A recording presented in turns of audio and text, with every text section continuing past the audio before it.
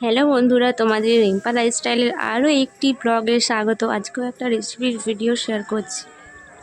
প্রথমেই দেখো কিছুটা কড়াইয়ে জল বসিয়ে দিলাম গরম করতে। এবার ওর মধ্যে এক চিল লেবু দিয়ে দিলাম। লেবুটাকে দেখো সবটাই দিয়ে লেবুটাকেও দিয়ে দিলাম। এরপর অল্প নুন দিলাম। আর দেখো এক পিস ফ্রিজে মাছ ছিল, এখানে এক পিস মাছ দিয়ে আমরা একটা খুব সুন্দর রেসিপি আজকে বানাবো। তোমরা পুরো ভিডিওটা দেখতে থাকো, অবশ্যই ভিডিওটা তোমাদের আশা করি ভালো লাগবে। দেখো মাছটাও দিলাম, এক পিস মাছ আমার ফ্রিজে ছিল। আর দেখো কিছুটা আলু কুচিয়ে নিয়েছি, এরকম লম্বা লম্বা করে যেরকম শেপে খুশি কুচোতে পারো তোমরা। আলুটাকে এরকম কেটে নিয়ে দিয়ে দিয়েছি। এবার ঢাকনা দিয়ে বেশ কিছুক্ষণ সেদ্ধ হতে দিলাম। মাছ আর আলু সেদ্ধ হয়ে গেছে দেখলাম। এবার নামিয়ে নিয়ে দেখো বেশ কিছুক্ষণ ঠান্ডা হতে দেবো।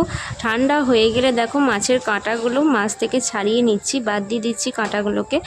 ভালো করে কাঁটাগুলোকে বেছে নিলাম। বেছে নিয়ে দেখো এবার আলুর সঙ্গে মিশিয়ে নিচ্ছি মাছটাকে। বাই দা বে, সবাই কেমন আছো বলো বন্ধুরা?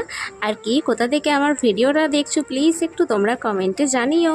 আশা করি তোমরা কমেন্টে জানাবে সবাই। আর দেখো মাছগুলো ততক্ষণে তোমাদের সঙ্গে কথা বলতে বলতে দেখো আমার মাছগুলোও ততক্ষণে প্রায় ছাড়ানো হয়ে গেছে।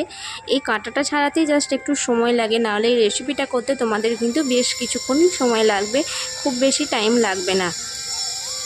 এবার এক এক করে সমস্ত মশলা দেখো আমি সাজিয়ে নিয়েছি। এবার এক এক করে আলু আর মাছের মধ্যে সমস্ত মশলা দিয়ে দেবো। এবার দেখো প্রথমে কিছুটা পেঁয়াজ ছোটো ছোটো করে কুচি করে রেখেছিলাম, পেঁয়াজ কুচিটা দিয়ে দিলাম। অল্প একটু নুন দিলাম। এবার দেখো একটু হলুদ গুঁড়ো, একটু চিলি ফ্লেক্স দিলাম। আদা আর কাঁচা লঙ্কা কুচিয়ে রেখেছিলাম দিয়ে দিলাম। একটু দেখো সামান্য পরিমাণে কাসুরি মেথি দিয়ে দিলাম। দিয়ে আর একটু মেখে নিয়ে দেখো ওতে একটু সামান্য পরিমাণ শুকনো খোলায় নেড়ে রাখা দেখো জিরে, শুকনো লঙ্কা, ধনে সমস্ত একটা মশলা করে রেখেছিলাম গুঁড়ো করে, সেই মশলাটা দিয়ে দিলাম। একটু চাট মশলা দিলাম, হালকা একটু গরম মশলা দিলাম, আর একটু সবজি মশলা ছিল বাড়িতে, সবজি মশলাটাও দিয়ে দিলাম। দিয়ে ভালো করে একটু মেখে নিচ্ছি মাছ আর আলুটা সমস্ত কিছু দিয়ে। এবার দেখো মাখা হয়ে গেলে এবার একটু দিচ্ছি চালের গুঁড়ো আর অল্প কিছুটা ময়দা দিয়ে ভালো করে মেখে নিয়ে দেখো একটু গোল গোল করে শেপের দিচ্ছি, যাতে কাবাব আকারের শেপটা হয়। হাতে একটু তেল ব্রাশ করে নিয়েছি। দিয়ে দেখো এবার গোল গোল করে কাবাবের আকারে শেপটা দিয়ে দিচ্ছি। এই রেসিপিটা জানো তো, বাড়ির যদি তোমার কোনো হঠাৎ করে অতিথি চলে আসে, ফ্রিজে কিছু খাবার না থাকে অতিথিকে দেওয়ার মতো আপ্যায়নে, তার যদি এক পিস এরকম মাছ থাকে আর বাড়িতে আলু তো আছি, এরকম একটা রেসিপি খুব মুচমুচে খেতে হয়। আর বাচ্চাদের জন্য একটু লঙ্কাটা অ্যাভয়েড করে গেলেই হবে। এরকম একটা খাস্তা মুচমুচে রেসিপি তোমরা খুব সহজেই বাড়িতে বানিয়ে ফেলবে। আমি এই রান্নাটা প্রায় বাড়িতে অনেকবারই বানিয়েছি সন্ধ্যার দিকে টিফিনে। আমরা সবাই খেতে ভালোবাসি, তাই ভাবলাম তোমাদের সঙ্গেও এই রেসিপিটা একটু শেয়ার করা যাক। আর আমি শ্বশুর বাড়িতে এসেও এই রেসিপিটা করেছি, বাড়ির সবার খুব ভালো লেগেছে রেসিপিটা, তাই তোমাদের সঙ্গে আজকে শেয়ার করে নিচ্ছি। আমার ভিডিওটা যদিও বা আগে করা, দেখো তারপর তোমাদের সঙ্গে কথা বলতে বলতে দেখো আমার প্রায় মাখা হয়ে গেছে। আর দেখো কাবাব আকারে যে কোনো শেপই তোমরা দিতে পারো, তোমাদের যেই শেপটা ভালো লাগে সেই শেপই দিতে পারো। এরকম একটা আমি হাতে তেল ব্রাশ করে নিয়ে শেপ করে নিচ্ছি।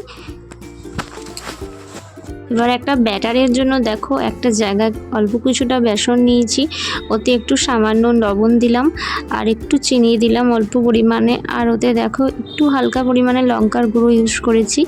আর দেখো একটু খাবার সোডা ছিল, বেকিং সোডা, সেই বেকিং সোডাটা অল্প পরিমাণে একটু দিয়ে দিলাম। দিয়ে এবার দেখো বেসনটাকে হালকা জল দিয়ে একটা ব্যাটারের করে নিচ্ছি। ঠিক এরকম থিকনেস করতে হবে, যেন খুব বেশি পাতলাও না হয় খুব বেশি মোটাও না হয়। আমি যেরকম থিকনেসে বানিয়েছি এরকম থিকনেসই করতে হবে। দেখো ব্যাটারটা এবার গুলে নিচ্ছি। আর ওই দিকে জানো তো কিছুটা টোস্ট আমি আগে থেকেই গুঁড়ো করে রেখেছিলাম, বাইরেও পাওয়া যায় দেখবে বাজারে। আমার যেহেতু বাড়িতেই কিছুটা টোস্ট ছিল সেই টোস্টটাই তাই গুঁড়ো করে রেখেছিলাম। আর দেখো আমি ডবল কোট করছি না, তোমরা চাইলে ডবল কোট করতেই পারো। আমি একবারই বেসনে ডুবিয়ে একবারেই টোস্টের গুঁড়োতে ব্যাটারটা থেকে মাখিয়ে নিচ্ছি। তোমরা চাইলে এটাকে ডবল কোট করতে পারো, ডবল কোট করলে আরও টেস্টি খেতে হবে। ওইদিকে জানো তো কড়াইয়ে কিছুটা তেল গরম করতে বসিয়ে দিয়েছিলাম, ততক্ষণে কাজটা রাত্রে যাতে এগিয়ে যায়। এইদিকে আমার এই কাজটাও হয়ে গেল, আর ওদিকে তেলটাও চাপিয়ে দিয়েছি যাতে তেলটা গরম হয়ে যায়। আর দেখো সমস্ত বড়াগুলি আমার করা হয়ে গেছে। এবার তেলে ছেড়ে দেবো একটা একটা করে, তেল গরম হয়ে গেছে। এবার দেখো বড়াগুলো একটা একটা করে তেলে ছেড়ে দিচ্ছি। এটার নাম তোমরা যা খুশি দিতে পারো। আমি বলি মাছের চপ, আমার এরকমভাবে মাছের চপ খেতে খুব ভালো লাগে। আর এই ভিডিওগুলো তোমাদের সঙ্গে শেয়ার করছি, কিন্তু আমার একদিকে জানো তো মনটা ভীষণ খারাপ লাগছে।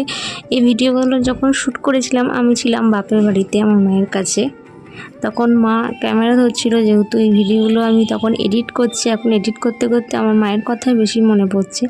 যাই হোক, তোমরা যদি ভিডিওটা ভালো লাগে প্লিজ একটু চ্যানেলটা সাবস্ক্রাইব করে রেখো। এরকম হয়তো আরও তোমাদের সঙ্গে আমি রেসিপির ভিডিও শেয়ার করার চেষ্টা করব।